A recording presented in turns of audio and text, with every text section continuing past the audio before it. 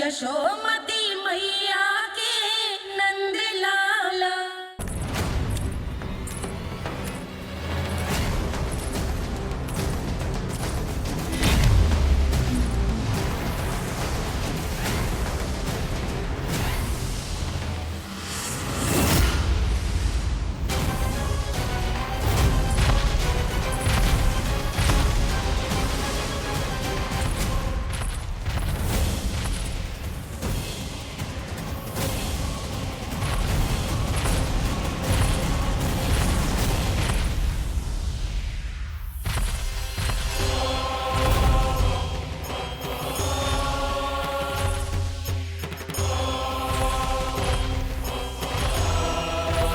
कौन है जो मेरे क्रोध को भड़काने का प्रयास कर रहा है?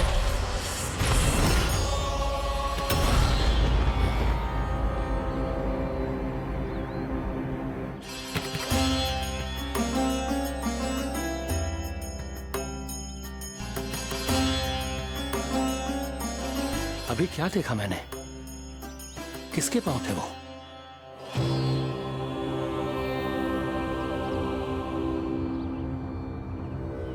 मैं आप सबका कष्ट हरूंगा। मैं अवश्य अवतार लूंगा। मैं अवश्य अवतार लूंगा। श्री कृष्ण के रूप में। श्री कृष्ण के रूप में। श्री कृष्ण के रूप में।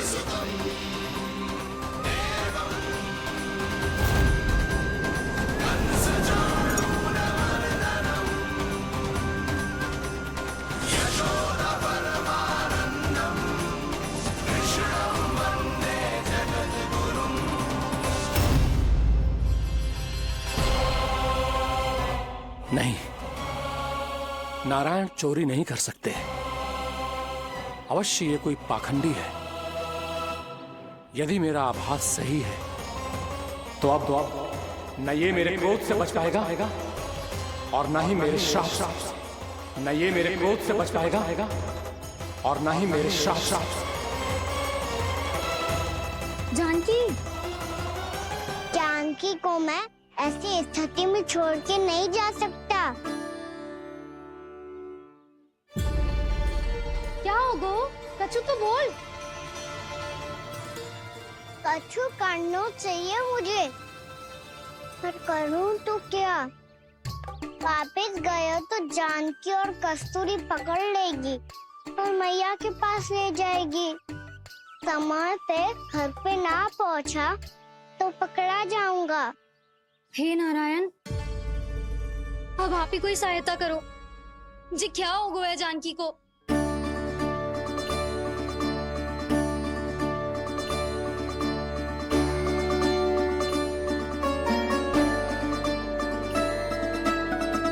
कस्तूरी, कस्तूरी, कस्तूरी। जी मेरा नाम किसने पुकारो? कौन है वहाँ? रानी भाभी, रानी भाभी, तनिक सहायता करो ना। भाभी, जी देखो ना जानकी को क्या हो गया है। जानकी, जानकी, क्या हो गया है? कस्तूरी, तनिक जल लेकर आ। जानकी, क्या हुआ?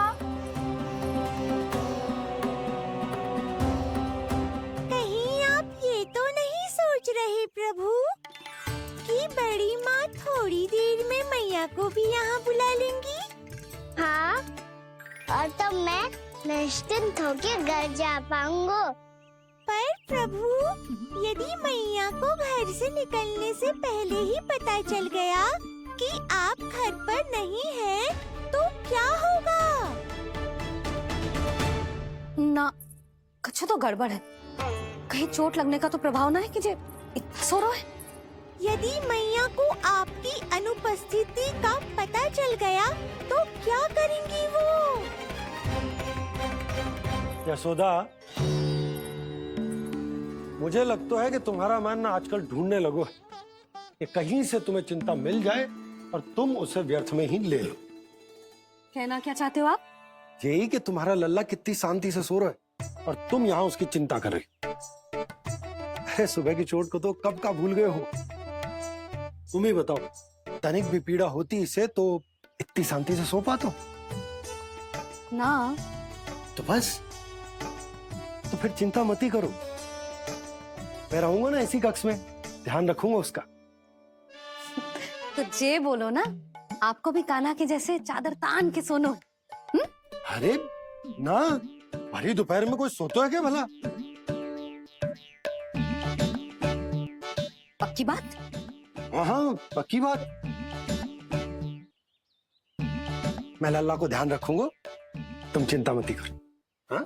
हाँ हाँ ठीक है। वैसे भी मुझे बहुत कार्य है, इतना सारा माखन इकट्ठा होगा है, पुराना होने से पहले इन सब का घी निकालना है। जानकी कह रही थी आएगी सहायता करने, तो कहीं ना है। और भले ही मैया को पता ना भी चला हो, पर बाबा तो इस समय प्रतिदिन आपके साथ खेलते हैं। यदि उन्हें पता चल गया तो?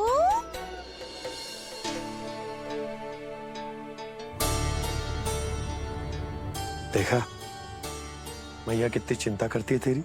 एक बार बाबा को पता चल गया तो फिर मैया को तो पता चलना ही है। उनसे अधिक देर तक छिपा नहीं पाएंगे बाबा।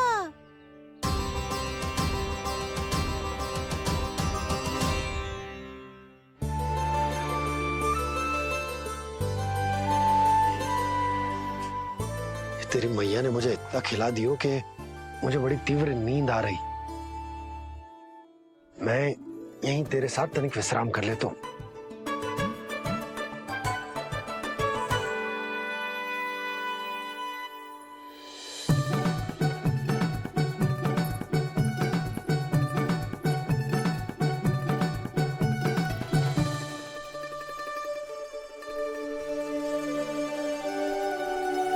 पता था मुझे यही होने वाला है।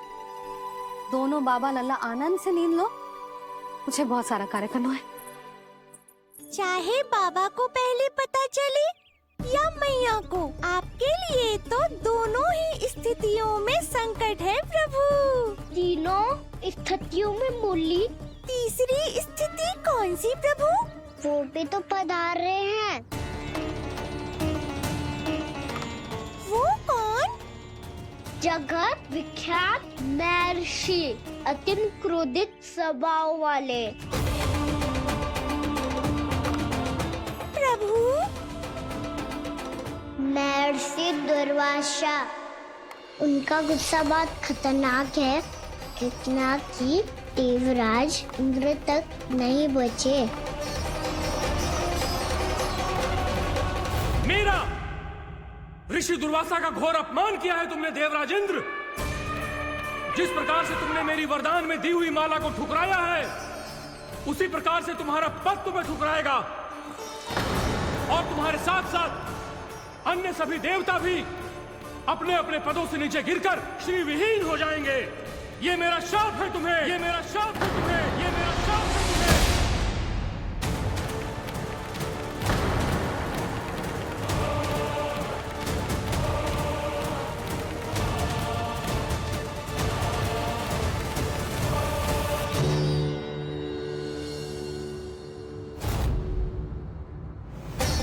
उनकी अर्धांगिनी को भी उनकी क्रोध का सामना करना पड़ा।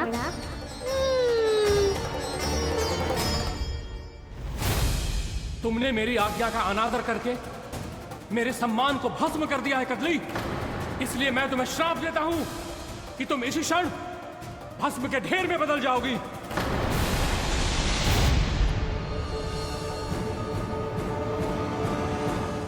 क्या किया महर्षि आपने? इंद्र को भी नहीं छोड़ा, देवताओं पे भी दया नहीं की आपने, और अब मेरी पुत्री को अपनी क्रोधाग्नि से भस्म कर दिया। मैं आपकी संवेदनाओं को समझता हूं ऋषिवर, परंतु यदि मैंने देवताओं को श्राप न दिया होता तो समुद्र मंथन भी न होता और उन्हें अमृत भी न मिलता। और अब मेरे श्राप से आपकी पुत्री और मेरी पत्नी कदली फल बनेगी, और श्री विष्णु जी की कृपा से सभी पूजाओं में सबसे अधिक प्रयोग होने वाले फल होने का सम्मान प्राप्त होगा उसे।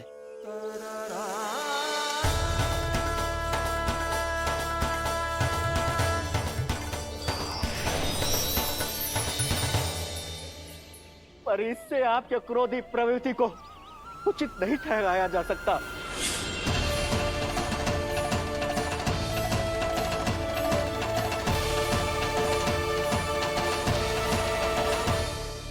पर प्रभु, आपको उनसे संकट क्यों है? उन्हें थोड़ी ना पता है कि आपने क्या किया है। उनकी तपस्या की शक्ति को कम मत आगो मुरली, उन्हें सब पता चल चुका है। फिर तो फंस गए बुरी तरह से। अब केवल भयभीत ही करोगी, कोई उपाय भी सोचाओगी? प्रभु, इससे पहले कि ऋषि दुर्वासा या कोई और घर पहुँचे, आपको घर पहुँचना होगा ताकि मैया किसी और पर विश्वास ही ना करे। तो चलो फिर।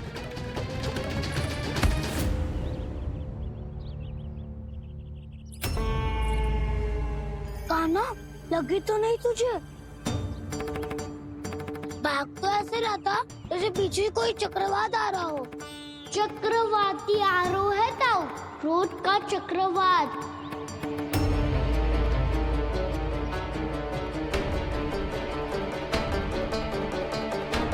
कैसे संभालूंगा मैं महर्षि दुर्वासा को?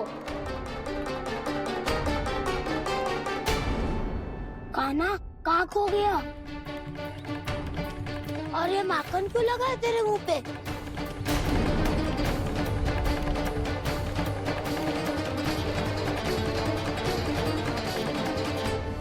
माखन? तुम सब यहाँ क्या कर रहे हो? मैंने तुझे चुपचाप घर से निकलते हुए देखा, तो मैं इन सब को एकत्र करके तुझे ढूंढने निकल पड़ा। देखो देखो, उसके मुंह के साथ उसके वस्त्र पर भी माखन लगा है। लगता है माखन खा के ना माखन में डुबकी लगा के आया हुए कान्हा। कहाँ से? अकेले अकेले चला गो अपने पक्के सखा से, पूछो तक ना तूने। मुझे भी ले चलता कान्हा, मेरी मैया तो बिना पूछे माखन सुने भी नहीं देती। मुझे ऐसा क्यों लग रहा है कान्हा कि तूने माखन चोरी चुप के खाया है, और वो भी किसी अपरिचित के घर से? कान्हा, किसी अपरिचित घर से ना खायो। मैं तो जानकी के घर गया था चुपके माखन खाने। हैं? प्रभु, अपना भेद स्वयं ही बता दिया सबको।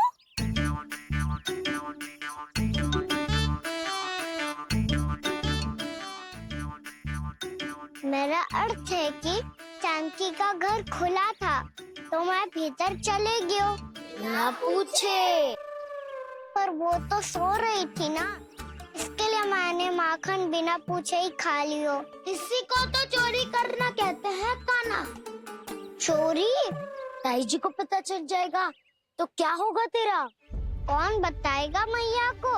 हम बताए या ना बताए, तेरे मुंह और वस्त्रों पे लगा माखन स्वयं ही बता देगा।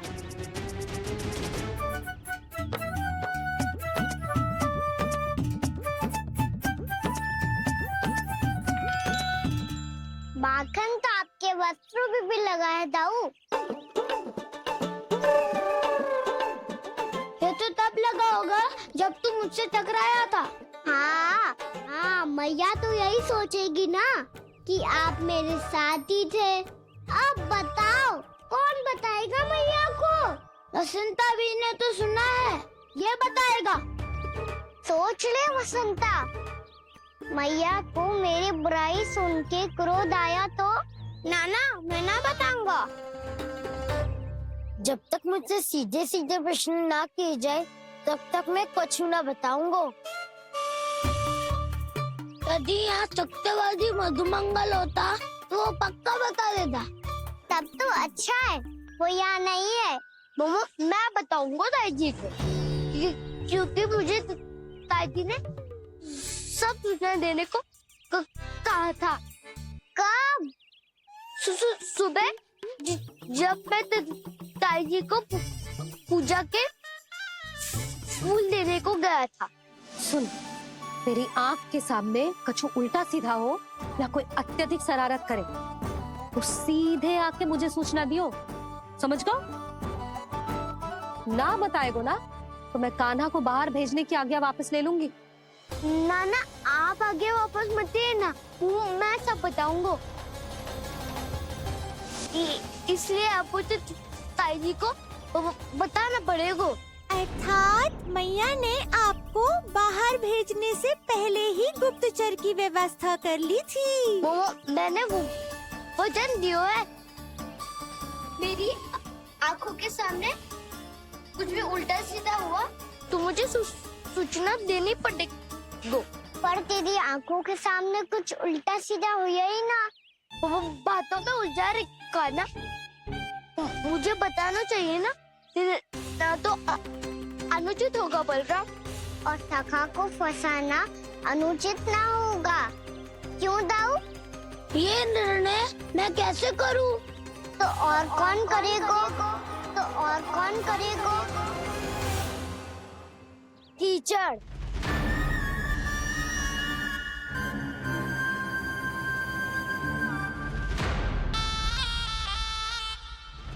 कीचड़ इन्हें कैसे करोगे? कान्हा और सीता माँ के बीच में कीचड़ फेंको प्रतियोगिता करते हैं। जो जीता सब उसी का ही साथ देंगे। बोलो स्वीकार है? स्वीकार है। तो मुझे भी स्वीकार है, पर नियम क्या होंगे? जो पहले थक जाएगा उसको हारा हुआ माना जाएगा, या फिर जो 2 बार अपने विरोधी पर कीचड़ फेंक देगा वो जीत जाएगा।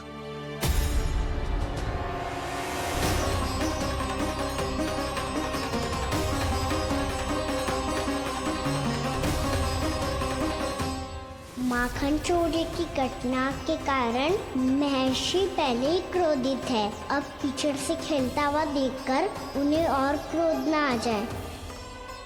कहना तेरा ध्यान कहाँ है? खेल आरंभ होने वाला है।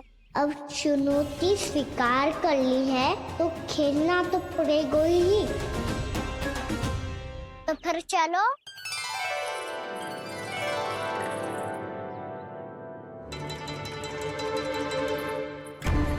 अरे हटो हटो, तनिक धुआं तो जाने दो। को तनिक नजर उतार लूं मैं। अरे वैद्य जी उपलब्ध ना है, मथुरा गए हुए हैं। इसकी स्थिति का उपचार किसी वैद्य के पास भी ना होगा, पर मेरे पास है।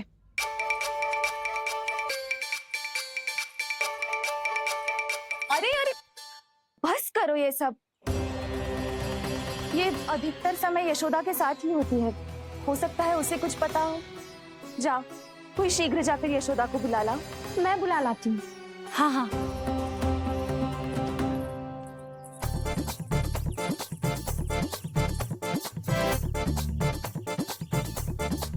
मैं ही बनूंगा निर्णायक। नाना इसे ना बनना चाहिए। ये तो कान्हा के हाँ में हाँ मिलाता है। बलदाव को ही बनना चाहिए निर्णायक। हाँ हाँ, बलदाव को ही निर्णायक बनना चाहिए।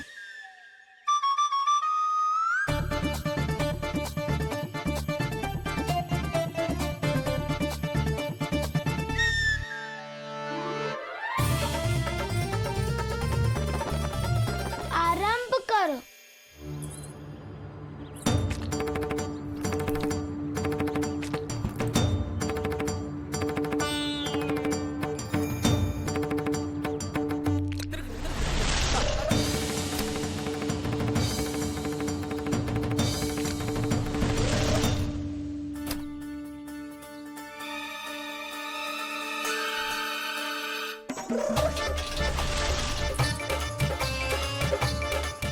वाह, क्या सटीक लगता भेजा सीधा माने। एक बार मैंने भी ऐसे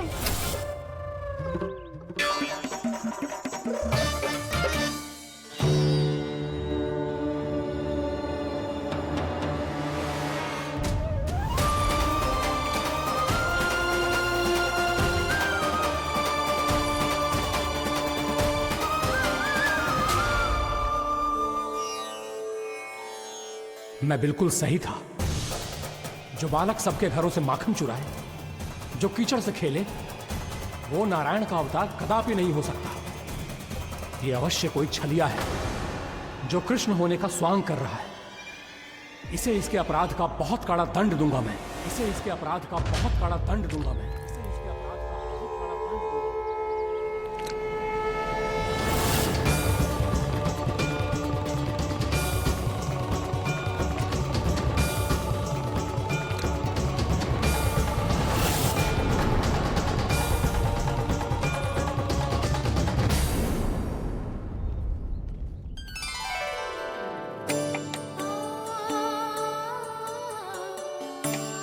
घी बनने की सुगंध से दौड़ा चला तो है, जे सोच के कि मैया कछु विशेष बना रही है, तो चेतु अभी तक सो रहा है। बहुत समय हो गया है, बिना कछु खाए पिए सो गया है। जाके उठाती हूँ।